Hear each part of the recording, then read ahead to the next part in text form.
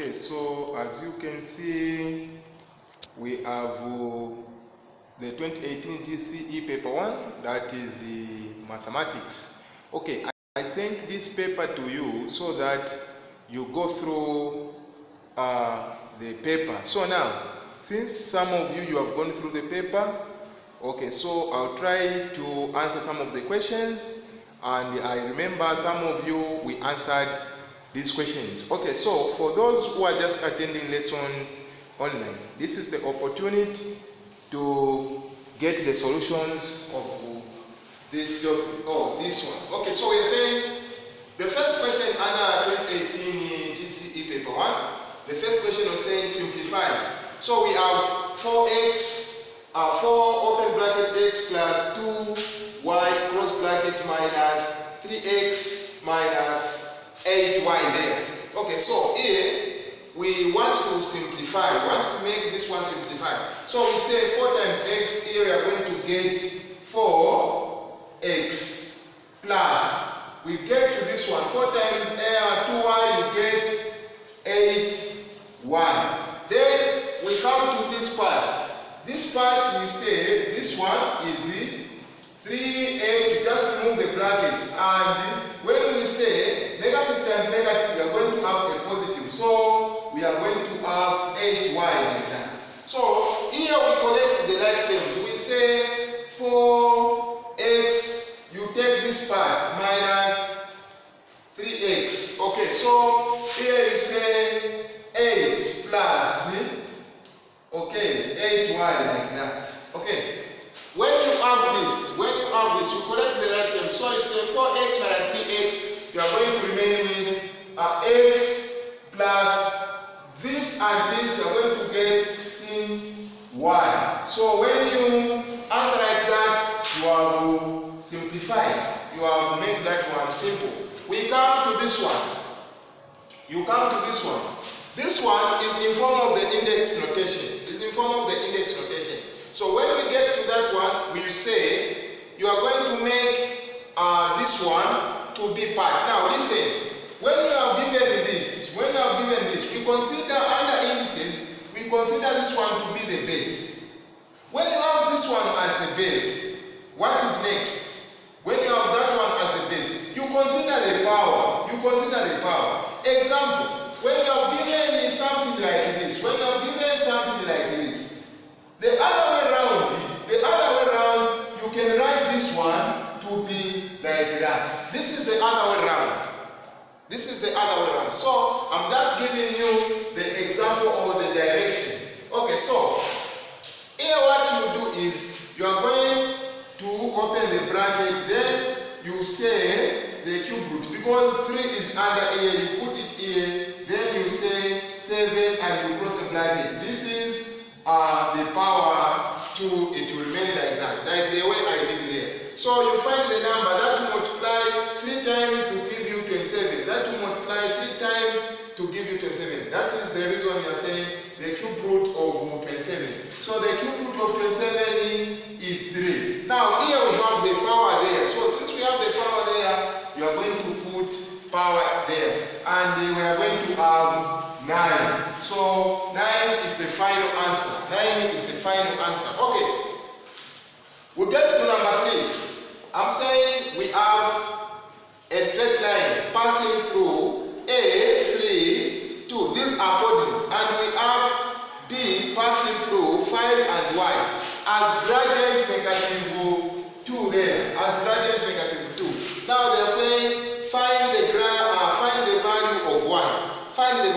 Okay, so what you have to understand here is, first thing, you have to record the coordinates. Now this is paper 1, and you don't need to take much of the time on the same thing.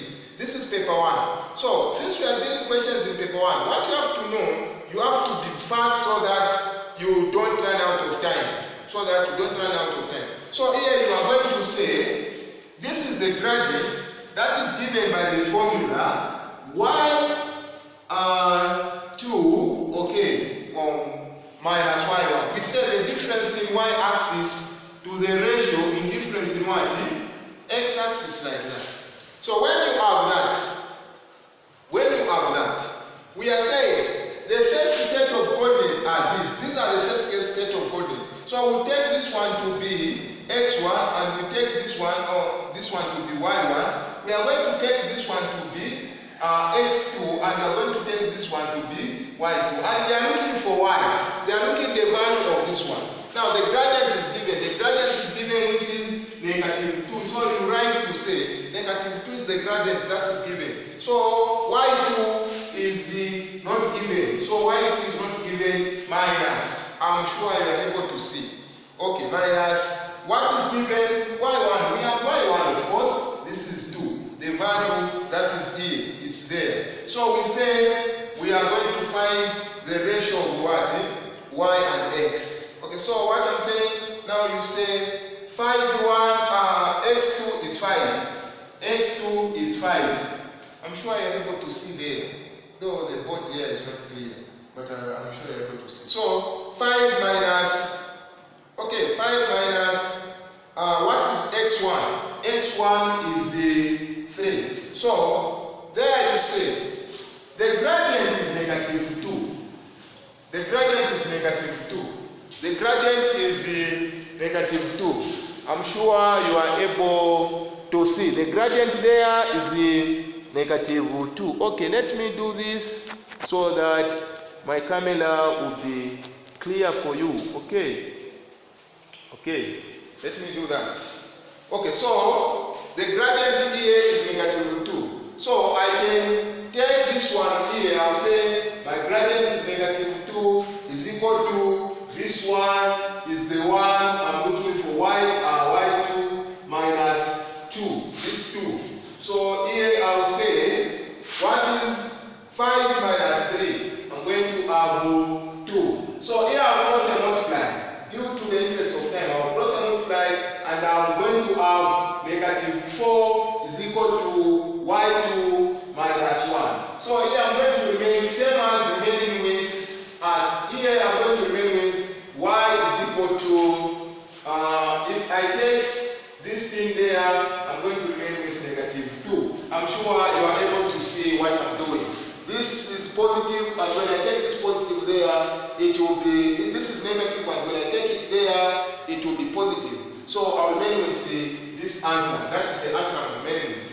I go to question 4. This is question 3 under your question paper. This is question 3 under your question paper.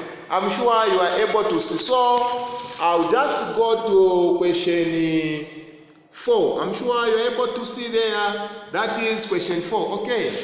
I'm sure you are able to see. That is question 4. Okay. So under question 4 there, they are saying factorize completely. So I'll work it on the middle here. I'll work it on the middle here. So they are saying factorize completely. That question, factorize completely. So I have, okay, factorize completely. I have 5x to the power 2 minus 5. When I want to factorize this, first thing I will say I'll take 5 outside the bracket. I'll remain with something like this. So here at your level, I know you are not, we are not answering a grade 9 question paper. We are answering a grade 12 question paper. So at your level, we say we find the difference of 2 squares or the factors of 2 squares. So here you say you are going to have 5x minus 1 like this. And again, I'm going to have another one in that way. Here you say you can put a square if you want. When you answer like this, we are done with that one. We are done with that one. We go to question 5. Use set notation to describe the shaded region in the Venn diagram. Use the set notation to describe. Okay, so use the set notation to describe.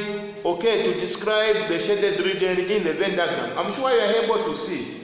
I'm sure you are able to see. So let me work it from there. Let me work it from there. So here what I'm saying is I'm going to describe this one. I'm going to describe this one. Just from here, I'm going to say, just from there, I'm going to say use set notation to describe the shaded region. They are talking about this region. What region is this one? They are talking about this region. If you see everything in B, with A, they are shaded, except something that are present in C and the intersection part. So what I'll say is, I have A union B. Now, there is the part that is not shaded, the part that is not shaded. So we say, this must be intersection C, and I put a complement there. When I write this, please, this is a complement, take note of that. When I write that, I have described that unshaded region. A union B complement. I've described that region. Okay, so we go to question 5. We go to question 5. Now, we go to question 6. So far, we have answered question 1, question 2, question 3, question 4, and question 5 in a very short time. So, what I'm trying to emphasize, what I'm trying to encourage is that please take note of time. Consider time. You know that you may run out of time, but time is very important. Consider time first. When you consider time, it will help you to finish all questions. So we'll get to question 6 as the continuation. So we'll continue with the question 6.